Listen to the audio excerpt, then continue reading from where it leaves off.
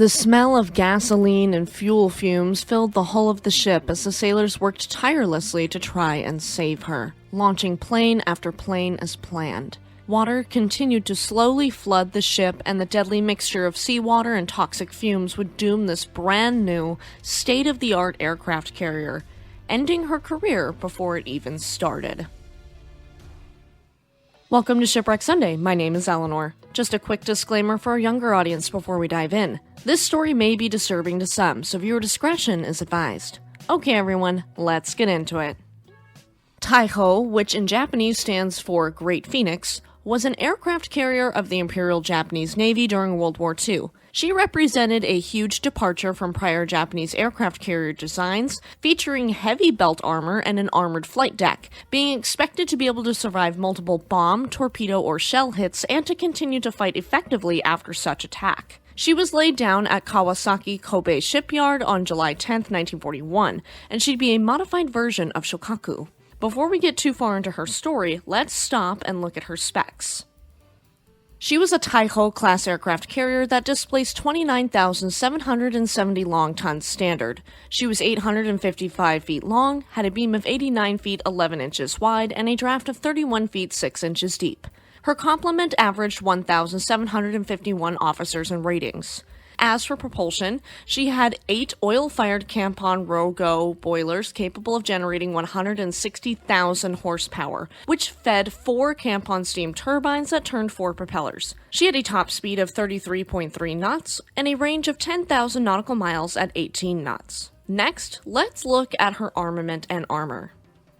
As for armament, she had 12 3.9-inch 65 caliber Type 98 anti-aircraft guns arranged in 6 twin-gun turrets, 17 triple-mount 1-inch Type 96 anti-aircraft cannons, and 2 Type 94 triaxially stabilized fire control directors, which controlled the 3.9-inch gun turrets, and 7 Type 95 fire control units for the 1-inch guns. Prior to Taiho's completion, she was also fitted with 2 Type 21 air search radars and a Type 13 air search set. Next, let's look at her armor. Taiho's waterline belt armor varied between 2.2 inches abreast the machinery to 6 inches around the magazine, with the armor below the waterline being designed to withstand a 660-pound charge. Her armor was so heavy on her hull that her lower hangar deck was barely above the load waterline, and bottoms of her 2 elevator wells were actually below the waterline. Keep her elevators in mind, this is important for later. Taiho was the first Japanese aircraft carrier to feature an armored flight deck, designed to withstand multiple 1,100-pound bomb hits with minimal damage. This armor varied between 3 to 3.1 inches thick. For her aircraft, she had 2 elevators and 1 crane.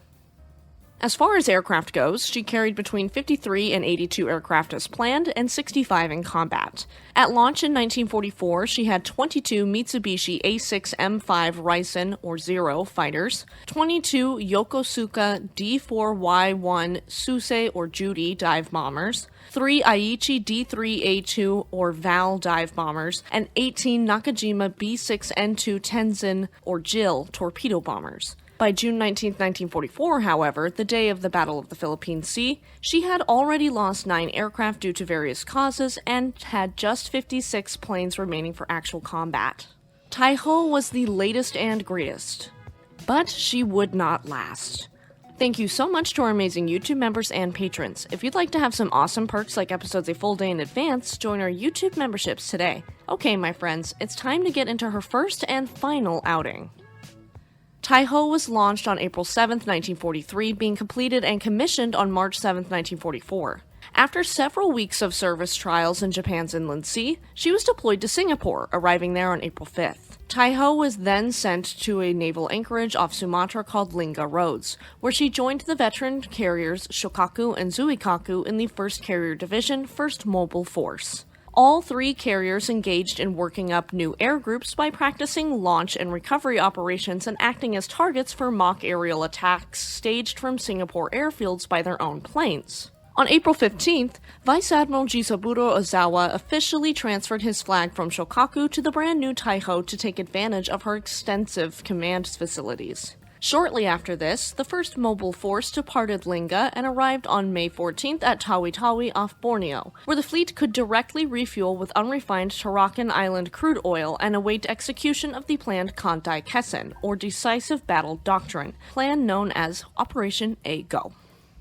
When American carrier strikes against the Marianas indicated an invasion of Saipan was imminent, the Japanese Combined Fleet staff initiated Operation A-Go on June 11, 1944. Taiho and the rest of Ozawa's first mobile force departed Tawi on June 13th, threading their way through the Philippine Islands and setting course for Saipan to attack American carrier forces operating there.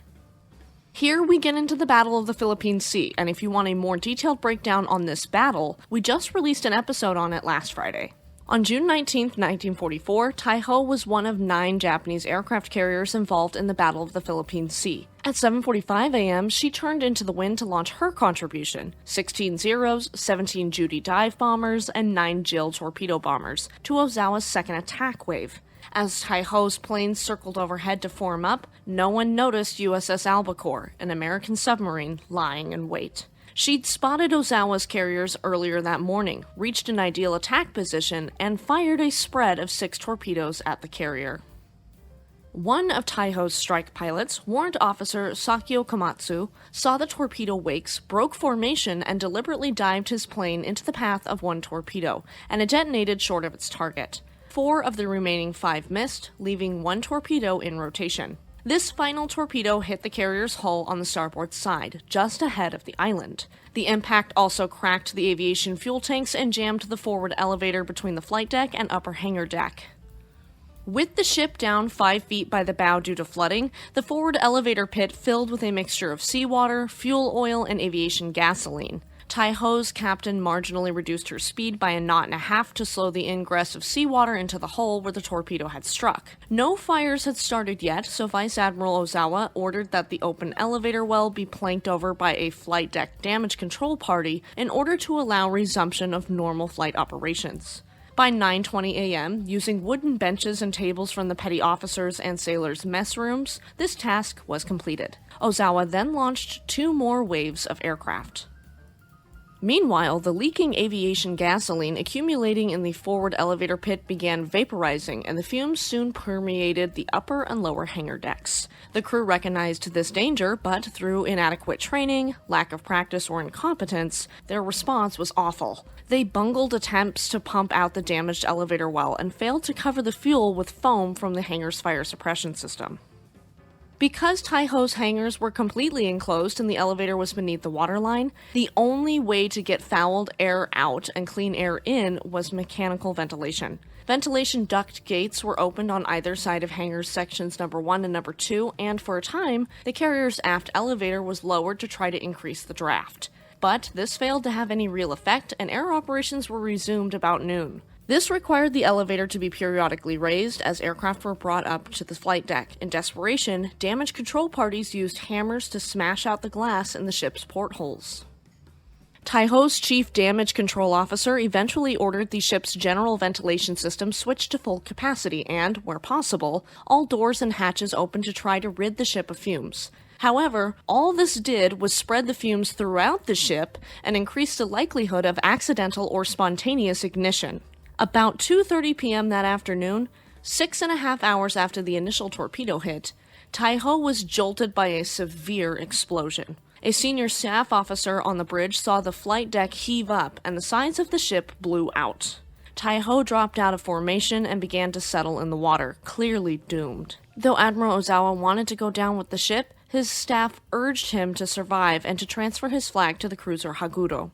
Taking the Emperor's portrait with him, Ozawa transferred to Haguro by destroyer Wakatsuki. After he left, Taiho was torn by a second thunderous explosion and sank stern first at 6:28 p.m. at coordinates 12 degrees 5 minutes north, 138 degrees 12 minutes east, taking 1,650 officers and men out of a complement of 2,150 down with her.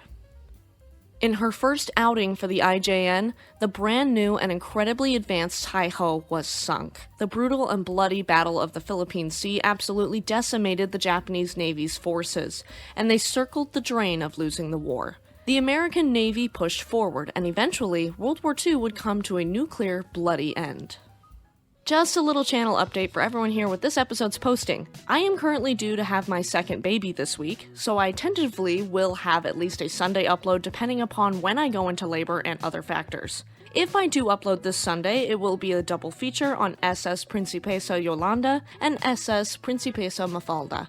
Thank you all so much for your patience, and I hope to see you there.